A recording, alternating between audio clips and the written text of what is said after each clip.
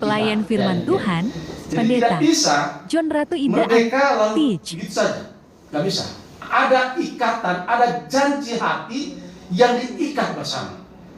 Saya percaya yang sudah menikah tahu mengikat janji. Betul ya?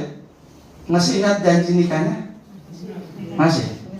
Yang belum menikah siap-siap saja. Tapi yang sudah menikah pasti tahu dia punya janji hati, janji suci. Antara siapa? Suami dan istri. Secara horizontal, ikatan janji itu antara suami dan istri itu mengikat.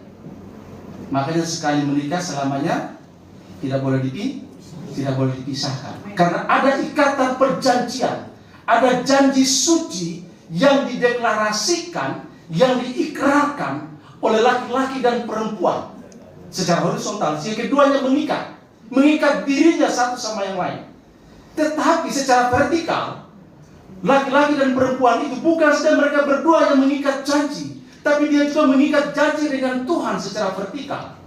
Makanya pernikahan Kristen itu menjadi pernikahan yang kudus, pernikahan yang suci, karena bukan hanya bukan saja laki-laki mengikat dan perempuan, laki-laki tapi dengan juga mengikat dirinya dengan perempuan, Tuhan, tapi mengikat Sang Kepala diri keluarga. dengan Tuhan. Jadi kita perlu memikirkan dengan serius hal ini. Nah, itu sebabnya Paulus ketika dia membahas tentang kemerdekaan, dia mengingatkan jemaat di Galatia dan kita dalam konteks jauh bahwa kemerdekaan yang diberikan oleh Kristus kepada oleh kita, Kristus pada kita, ada ikatan perjanjian di Lalu kalau kita dalamnya. hubungkan dengan kemerdekaan Indonesia merdeka, ada ikatan perjanjian. Bukan saja bagi para proklamator, tapi bagi para pahlawan. Dan saya tahu ada opung kita yang masuk juga dalam perjuangan kemerdekaan itu, betul ya? Makanya ada Yong Sumatera, ada Yong Ambon, ada Yong Salepes, ada Yong NTT dan semua. Ada ikatan perjanjian yang sangat kuat untuk sepakat kita memerdeka dari segala bentuk penjajahan bangsa lain. Dan ikatan itulah yang mengikat semua bangsa, semua suku yang sangat kuat untuk sepakat kita memerdeka dari segala bentuk penjajahan bangsa lain. Dan ikatan itulah yang mengikat semua bangsa, semua suku di negeri ini, sehingga kemerdekaan itu bisa terjadi. Walaupun diperjuangkan dengan menggunakan bambu runcing, tapi bisa merdeka. Kenapa? Bukan soal bambu runcingnya, tapi ikatan perjanjian, janji hati itu yang mengikat satu sama yang lain, sehingga kita bisa merdeka. Betul ya?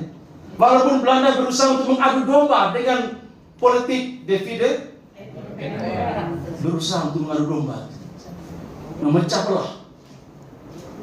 Karena cukup lama dijajah dengan menggunakan filosofi itu, akhirnya rakyat Indonesia juga ikut-ikutan, tetap ada dalam konsep itu, suka memecah belah.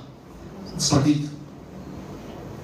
Oleh sebab itu, maka dalam konteks spiritual, konteks rohani, Paulus mengingatkan kita bahwa Kristus telah memberikan kemerdekaan pada kita, bukan secara fisik, bukan tapi secara kemerdekaan dari dosa, tapi dan kemerdekaan hukum. dari dosa dan hukum. Nah, ini ya. Sehingga kita mulai mengerti tentang posisi kita sebagai orang-orang yang merdeka di dalam Kristus. Kita harus punya pemahaman yang benar Kemerdekaan terkait dalam dengan Kristus. kemerdekaan di dalam Satu, Kristus ini. bicara Yang tentang pertama, kebebasan kemerdekaan di dari dalam dosa Kristus dan itu hukum. bicara tentang kebebasan dari dosa dan hukum. Paulus menuliskan surat ini kepada jemaat di Galatia karena orang-orang Kristen di Galatia masih membiarkan dirinya untuk diperbudak oleh dosa, tetapi juga diikat oleh aturan hukum Taurat. Sehingga seharusnya mereka merdeka dalam melakukan kebenaran karena Kristus, tetapi justru mereka masih mempraktekkan hukum yang mengikat mereka, yaitu hukum Taurat. Nah, saya pikir kita semua diikat oleh hukum, betul nggak?